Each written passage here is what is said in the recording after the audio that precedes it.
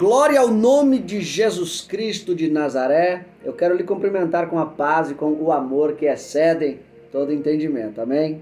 Bora para cima para mais um vídeo caminhando na palavra. E agora é o livro de Obadias, versículo por versículo. Hoje nós encerraremos a parte introdutória do livro de Obadias e já entraremos no versículo 1. Fechou? Então bora para cima. Você que queira estudar conosco. Irmão Cleber, eu gostaria de estudar presencialmente com vocês. Como é que funciona? É só me falar. Temos uma turma nas segundas-feiras, tá bom? Onde a gente está aplicando o conteúdo e ao mesmo tempo treinando pregadores. Você que queira se aperfeiçoar na área da pregação, me comunique. Fechou? E é algo muito simples e objetivo. Por que eu criei esse canal e como é que funciona? Muito simples e objetivo. Onde eu peço para você ler o capítulo e eu te ajudo a entendê-lo versículo por versículo. Já a segunda carta de João foi assim, a terceira carta de João foi assim e agora estamos no livro de Obadias. Fora os temas, fora os louvores, fora as frases, tá bom? Então, para você que queira se aperfeiçoar, me comunique e bora pra riba. Pegue a sua Bíblia, abra ela aí no livro de Obadias. Hoje vamos ler o versículo 1.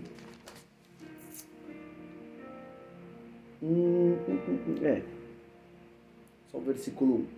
Tá bom? Pega aí sua Bíblia. O versículo 1, ele diz assim, ó. Esqueci de pegar minha água. É forte, Brasil. Diz assim, ó. Visão de Obadias. Assim diz o Senhor Jeová a respeito de Edom. Temos ouvido a pregação do Senhor. E foi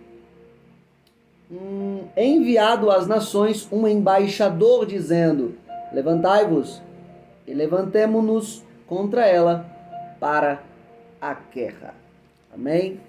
No vídeo anterior, nós estávamos na parte introdutória ainda, e ainda estamos. Nós falamos sobre o livro de Obadias, é o quarto dos profetas menores e contém apenas um capítulo em que prediz a destruição de Edom. Outro ponto. Exorta Edom a não zombar mais dos filhos de Judá nos dias de sua perdição. Do versículo 12 ao 16. Outro ponto. E anuncia o livramento e a expansão de Israel. Dos versículos 17 ao 21. Outro ponto. Existe muita incerteza quanto à data da profecia. Que é isso que a gente vem abordando aqui praticamente todos os vídeos com respeito à data. Falei sobre características especiais do livro, tá bom? Tá tudo no vídeo anterior, eu não vou repetir para não consumir mais tempo. Então, características especiais, tá? Falamos também sobre a linha do tempo, baseado na Bíblia de Estudo NVT, tá? Dos reis que governaram em suas épocas, falamos as datas. Fechou? Deixa eu ver. Semelhança de profecia. Também falamos sobre semelhança de profecia, que é a de Jeremias 49, versículo 9. Depois a profecia do versículo 14 ao 16. E uma semelhança com Obadias do versículo 1 ao 5. Se você quiser, veja aí, tá? Aqui as semelhanças da profecia do livro de Obadias com outros livros. Muito parecidas as profecias. Então, Jeremias 49, 9, depois do 14 ao 16, é muito semelhante a Obadias do versículo 1 ao 5. Depois, Joel, capítulo 3, versículo 19, muito semelhante a Obadias, versículo 10. Depois, Amós, capítulo 9, versículo 12, muito semelhante a Obadias, versículo 17 ao 19. Se você quiser, fique à vontade para ver essas profecias tão semelhantes. O outro ponto foi as mensagens principais em Obadias. Fala aí, irmão Clebson. Não dá, para não perder tempo. Já está no vídeo anterior. Tá bom? Você que está entrando agora, nos acompanhe desde o início para você não perder nenhum conteúdo. Mensagens principais em Obadias. Mensagem 1, mensagem 2, mensagem 3. Bora lá. Obadias, no hebraico, significa adorador ou servo de Jeová. Adorador ou servo de Jeová. E aí eu fiz uma pergunta no vídeo anterior. O que é ser verdadeiro adorador? Por incrível que pareça, muitas pessoas nas igrejas não sabem ainda o que é ser verdadeiro adorador. Se não sabe o que é ser verdadeiro adorador, me responda como que vai saber o que é verdadeira adoração. Eu não vou repetir porque também já falei no vídeo anterior. Mas vamos lá. O segundo significado do nome Obadias é servo de Jeová. Servo de Jeová. E é uma coisa que parece que está escassa no nosso meio. Está ficando escassa. Porque parece que muita gente hoje só quer mandar. E o servir está ficando um pouquinho para trás. E até quando serve é com segundas intenções. Já é com barganha. Então João 13, ele vai nos apresentar um exemplo aqui. Eu gostaria de ler João 13 com vocês. O mais perfeito servo. Versículo 4 do capítulo 13. Levantou-se da ceia, tirou os vestidos e tomando uma toalha, cingiu-se. 5. Depois deitou água em uma bacia e começou a lavar os pés aos seus discípulos e a enxugar-lhes com a toalha com que estava cingido. Aproximou-se, pois, de Pedro, que lhe disse: Senhor, tu lavas-me os pés a mim? Respondeu Jesus e disse: O que eu faço, não sabes tu agora, mas tu saberás depois. 8. Disse-lhe Pedro: Nunca me lavarás os pés. Respondeu-lhe Jesus: Se eu não lavar, não tens parte comigo. Disse-lhe Simão Pedro: Senhor, não só os meus pés, mas também as mãos e a cabeça. 10. Disse-lhe Jesus: Aquele que está lavado não necessita de lavar senão os pés, pois no mais tudo está limpo. Ora, vós estáis limpos, mas não todos. 11. Porque bem sabia ele quem o havia de trair. Por isso disse: nem todos estáis limpos. 12. Depois que lhes lavou os pés e tomou os seus vestidos e se assentou outra vez à mesa, disse-lhes: Entendeis o que vos tenho feito? Olha a pergunta do mestre. Entendeis o que vos tenho feito? 13. Vós me chamais de mestre e senhor, e dizeis bem, porque eu sou. 14. Ora, se eu, senhor e mestre, vos lavei os pés, vós deveis também lavar os pés uns dos outros. 15. Porque eu vos dei o exemplo, para que, como eu vos fiz, façais vós também. Na verdade vos digo que não é o servo maior do que o seu senhor, nem o enviado maior do que aquele que o enviou. 17. Se sabeis estas coisas, felizes ou bem-aventurados sois, se as fizerdes. Jesus aqui ele dá uma aula sobre o servir. Ele faz o papel de escravo. e começa a lavar os pés dos seus discípulos. Mas Pedro, ele coloca o pé para trás. Quando ele coloca o pé para trás, ele está mostrando a teologia que ele carrega, a teologia que ele aprendeu na sua cultura. Que qual era? Que quanto mais uma pessoa cresce, mais ela tem que ser servida. Aí vem Jesus e apresenta uma contra-teologia a essa. Pedro, no meu reino não funciona assim. No meu reino funciona dessa forma aqui, ó. Quanto mais uma pessoa cresce, mais ela serve. E Pedro, deixa eu te falar um negócio. Se você não praticar a teologia que eu acabei de te ensinar aqui, você não tem parte comigo. Se você não praticar a teologia do servir o outro, você não tem parte comigo. Se você só praticar a teologia do querer ser servido, você não tem parte comigo. Pedro, o que eu estou te ensinando é tão profundo, mas tão profundo, mas tão profundo, que o que eu estou fazendo você não entende agora. Mas você vai entender depois. Eu estou ensinando agora e você não está encontrando sentido aí dentro. Como alguém tão grande pode se fazer escravo? Você não está entendendo agora, mas você vai entender depois.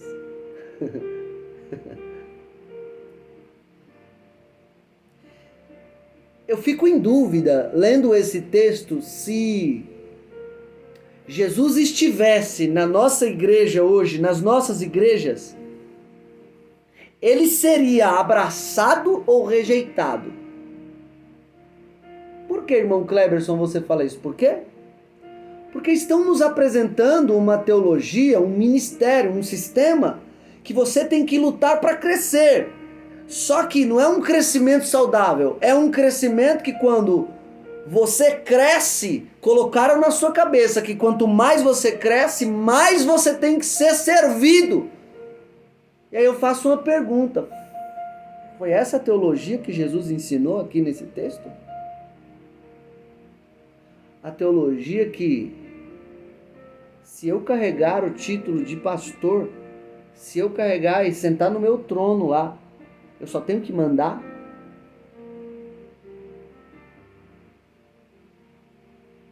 Eu fico em dúvida se Jesus de fato seria bem recebido. Porque parece que hoje a teologia que estão tentando enfiar na nossa cabeça é a teologia que Pedro carregava. E parece que esse comportamento de um servir o outro, parece que está ficando para trás. Parece que está sendo implantado na nossa cabeça quem manda mais, ao invés de ser implantado na nossa cabeça quem serve mais. Te faço essa pergunta. Qual teologia você está carregando? Realmente a teologia do servo ou a teologia do fariseu? A teologia de Cristo ou a teologia de Pedro?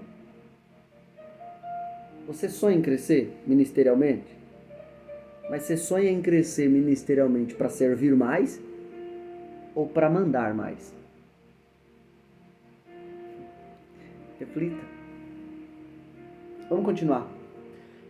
Obadias é nome de um dos profetas, é o nome de um dos profetas de Judá. Tá bom? E tem pelo menos 12 Obadias na Bíblia. É importante, uma informação importante, hein? Tem pelo menos 12 Obadias na Bíblia. E é lógico, os 12 aqui não têm funções iguais. Cada Obadias tem uma função diferente. E por incrível que pareça, é um nome, mas diversas funções. O nome é um só, é Obadias. Mas tem 12 Obadias diferentes. 12 Obadias diferentes, com funções diferentes. É um nome, mas diversas funções. A gente tem que aprender que, se a gente quiser ter um pouquinho de sabedoria na vida, nós não podemos agir nos ambientes da mesma forma. Um exemplo, eu não posso me comportar na igreja como eu me comporto no meu trabalho. Como eu não posso me comportar no meu trabalho como eu me comporto em casa. Como eu não posso me comportar em casa como eu me comporto às vezes no meu trabalho e vice-versa. Vou mais fundo. Existem momentos que você precisa ser pai.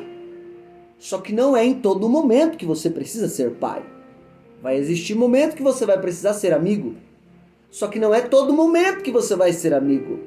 Vai precisar de momento que você, para você ser uma pessoa mais justa, uma pessoa mais disciplinada, você vai entender que cada momento vai exigir de você uma posição. Cada situação vai exigir de você um posicionamento. Cada ambiente vai pedir um comportamento para você. Eu conheço pessoas que em seu trabalho achou que estava na igreja, começou a pregar e do nada a ira subiu a cabeça, aquela raiva que chamam de raiva santa, que é a raiva da carne mesmo. Começou a pregar e mandou todo mundo pro inferno. Sabe o que aconteceu? O rapaz quase foi mandado embora. Por quê? Porque ele estava em uma empresa e quis se comportar como se estivesse em uma igreja. Então a gente tem que aprender que por mais que tenha 12 Obadias, esses 12 Obadias não têm a mesma função. Não tendo a mesma função, cada ambiente vai exigir um comportamento. E se a gente quiser ter um pouquinho de sabedoria na vida, nós temos que aprender que cada ambiente exige de nós um comportamento diferente. Temos que manter um caráter. Mas quando se trata de comportamento, temos que aprender com o camaleão. Aprender que cada momento, cada ambiente vai exigir de nós um comportamento diferente. E se você não quiser ser prejudicada, você tem que aprender a ler o ambiente que você está e se comportar de acordo com o ambiente. E se você errar nos títulos, com certeza o prejuízo vem. Se você quiser ser crente, pregador na sua empresa, isso pode prejudicar. Se você quiser ser funcionário na sua igreja, isso pode prejudicar. Se você quiser ser amigo no momento em que a situação pede para você ser pai, isso pode prejudicar. Se você quiser ser amiga no momento em que a situação pede para você ser mãe, isso pode prejudicar. Como também, às vezes, a situação vai pedir para você ser amigo e você quer ser justo demais, disciplinado demais, apertar demais, pode prejudicar. Então a gente tem que aprender o quê, irmão Cleberson? Aprender a se comportar de acordo com a situação e o ambiente. Amém? Vamos continuar. Tem 12 Obadias, mas só 2 se destacam. O primeiro é o profeta qual a gente leu. O profeta Obadias. O segundo é aquele Obadias da época de Elias. Lembra dele? Que deu pão e água para os profetas que ele estava escondendo? Por que que eles se destacaram? Se destacaram porque fizeram alguma coisa. Se destacaram porque se propuseram a ajudar alguém. Se destacaram porque se colocaram na posição e fizeram o que Deus mandou. Por isso, se destacaram. Sabe os soldados de Davi? Os 3 principais, depois vem os 30 e depois vem o resto. Por que os 3 principais tinham aquela posição? Por que os 30, depois dos 3 principais, tinham aquela posição mais próxima do rei? E os outros, por mais que eram soldados, não tinham tanta proximidade do rei assim. A resposta foi pelo que fizeram, não pelo que falaram. Eu vejo muita gente falando muito e fazendo pouco. E até o que fala que vai fazer, não faz. Se você quer estar um pouco mais próximo do rei, se você quiser ter uma intimidade maior com o rei, vai uma dica. Intimidade com o rei não se ganha falando. Intimidade com o rei se ganha fazendo. Quer se destacar com o rei? Quer se aproximar do rei? Quer ter mais intimidade com o rei? Então recebe. Recebe. Fale menos. Faça mais. Com certeza, sua posição com o rei vai melhorar. Vamos continuar. Se ficar difícil da glória, pode falar aleluia.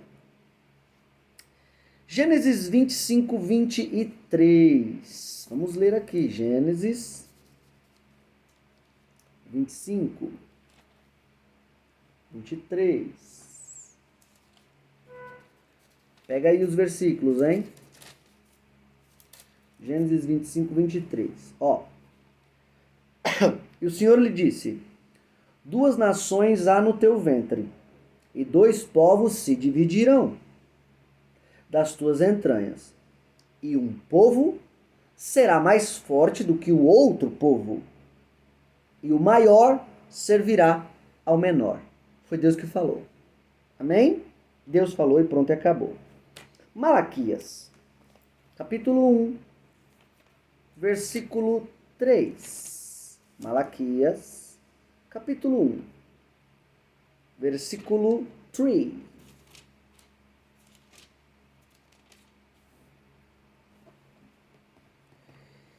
E aborreci a Esaú, e fiz dos seus montes uma assolação, e dei a sua herança aos dragões do deserto. Romanos, tá pegando? Se não pegou, vai pegar já já. Romanos, capítulo 9, versículo 13. Romanos, capítulo 9, versículo 13. Como está escrito: amei a Jacó e aborreci Esaú. Tudo isso, quem disse? Deus. Foi ele que disse que amou um, aborreceu o outro. Foi ele que disse, ó, do teu ventre o maior vai servir o menor. Foi ele que disse. Alguém pode olhar para Deus e dizer: nossa, Deus, por que você fez isso? O Senhor é injusto, Deus. Por que o Senhor fez isso, Senhor? Deus, amar um, aborrecer o outro. Deus, decretar que um, o maior, vai servir o menor. Que isso, Senhor? O Senhor fazendo isso é Deus. Eu gostaria de liberar essa palavra para a minha geração que acha que por causa das suas lamúrias, seus questionamentos, seus decretos bestas, acha que põe Deus na parede. O Senhor não pode fazer isso, Senhor. Eu declaro agora, mudo o decreto. É uma geração que acha que está colocando Deus na parede, com seus decretos, com as suas lamúrias, seus questionamentos e os monte de blá, blá, blá, blá. Deixa eu falar uma coisa. Eu e você é barro. O oleiro é ele. Deixa eu te falar outra coisa. Eu e você somos criatura. Ele é o Criador. Deixa eu te falar uma coisa. Por mais que somos seres humanos, dotados de inteligência e raciocínio, a gente não enxerga o futuro. A gente mal consegue raciocinar no presente. Mas ele é onisciente. Ele conhece tudo como um todo. Eu vou repetir. Só para que você entenda que as suas lamúrias, suas chateações, seus questionamentos, de vez em quando, você acha que está colocando Deus na parede, mas na boa, Deus faz o que quer, como quer, da forma que Ele quiser. Se Ele deixou escrito amei um e aborreci o outro, se Ele deixou escrito o maior vai servir o menor, você pode questionar o quanto for, você não coloca Deus na parede. O que eu e você temos que aceitar é a sua palavra do jeito que ela é. A gente não tem que mudar uma vírgula, não tem que mudar os decretos de Deus, não tem que mudar os pensamentos de Deus, não tem que mudar as palavras de Deus. Temos que aceitar de Deus o que Ele disse, que é dele, a sua palavra, seu pensamento, aquilo que Ele revelou para nós. Então, na boa, irmão, vamos aprender a honrar o senhorio de Deus, não só como nosso Salvador, mas também como nosso Senhor. Vamos aprender. Já pensou, e aqui guarda isso, se Deus precisasse ficar se justificando tudo que Ele ia fazer, filhinho, eu vou fazer isso aqui, mas por que, Deus? Filho, é porque eu preciso fazer. Deus, não faz não, Senhor. Por que o Senhor vai fazer, Deus, assim? É porque eu preciso, filho. Senhor, por quê? E por quê? E por quê? E por quê? Na boa, se Deus precisar ficar se justificando para mim e para você, Ele não é Deus. Ele é nosso servo. Mastiga que é de graça. E com graça.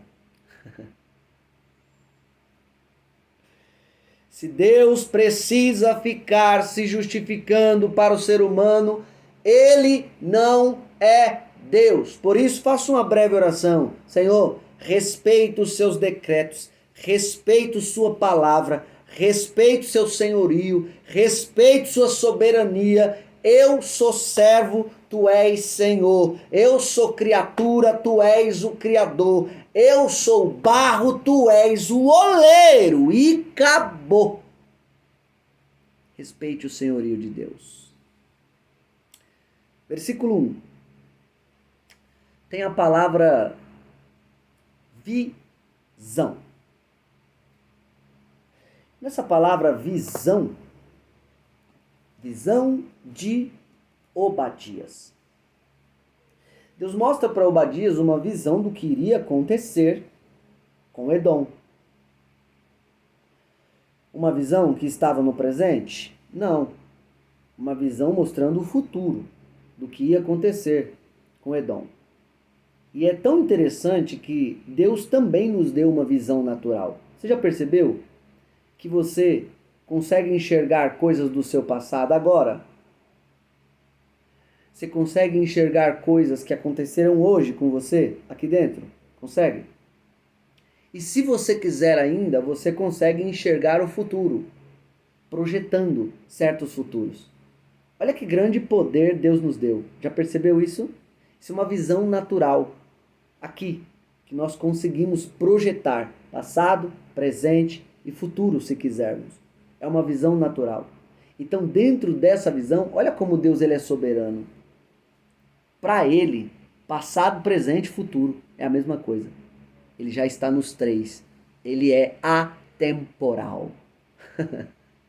E você tem certeza que você quer contender com o Criador? Essa é uma visão natural. Então lá vai. Primeiro, esqueça do seu passado. Segundo, viva o seu presente. Terceiro, projete o futuro que você quer alcançar. Porque Deus vai te ajudar a chegar lá. Que em nome de Jesus, ele te liberta dos seus passados agora. Traumas, dores e tristezas. Te libertando do teu passado, ele agora estabiliza a sua mente e a sua alma para você viver o presente, porque esse é o presente que Deus te deu. Terceiro, projeta o seu futuro. Deus tem um futuro brilhante para você. Recebe essa palavra. Essa é a visão natural que Deus te deu. Trabalha nela. E aqui eu encerro o vídeo. Dentro da visão de Deus, como eu acabei de falar, para ele passado, presente e futuro é a mesma coisa. E Jesus, o nosso Deus encarnado, quando estava aqui na terra, eu lendo Marcos capítulo 2, versículo 14, eu confesso que eu chorei quando Deus ele me falou isso. O texto diz que Jesus viu Levi. Ele viu Mateus. Quando ele viu Mateus, com o olhar dele, eu fiquei pensando como que os irmãos de Levi viam ele. Eu fiquei pensando como Levi se via.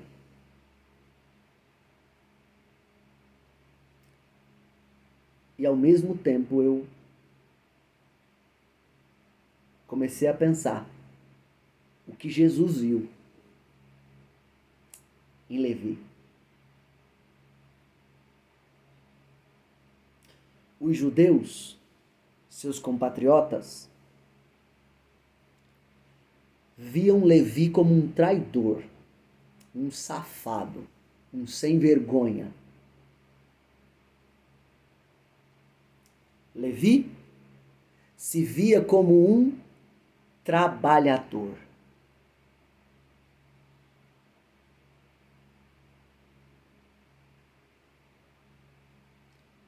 E aí vem a pergunta: o que Jesus viu?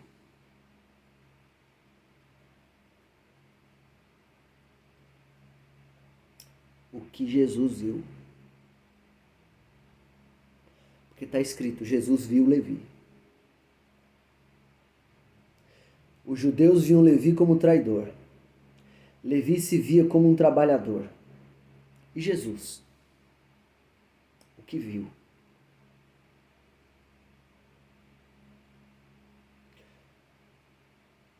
Recebe essa palavra?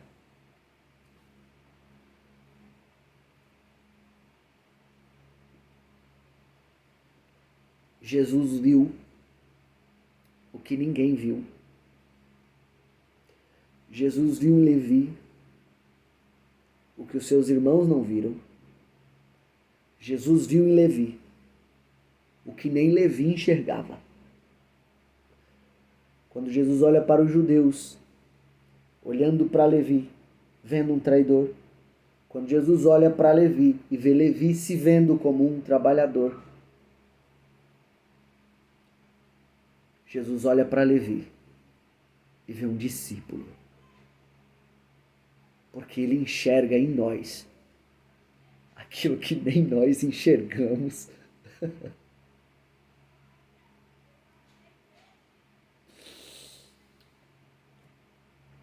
Eu não sei como as pessoas estão te vendo nesse exato momento. Eu não sei como você está se vendo nesse exato momento. Mas recebe essa palavra? Jesus enxergou em você o que as pessoas não viram. Oh, glória! Jesus enxergou em você o que nem você viu. Ele está dizendo, eles e você podem não ter enxergado, mas eu estou olhando para você e estou vendo um discípulo meu, que a partir de hoje o processo de transformação vai começar. Se prepare. o discípulo que está aí dentro eu vou pôr para fora. E aquilo que nem você enxergou, aquilo que as pessoas não enxergaram, eu vou mostrar para você o que eu enxerguei. Jesus viu Levi. Jesus viu você. Ô glória! Vou encerrar o vídeo. Glória. Glória. Glória. Glória.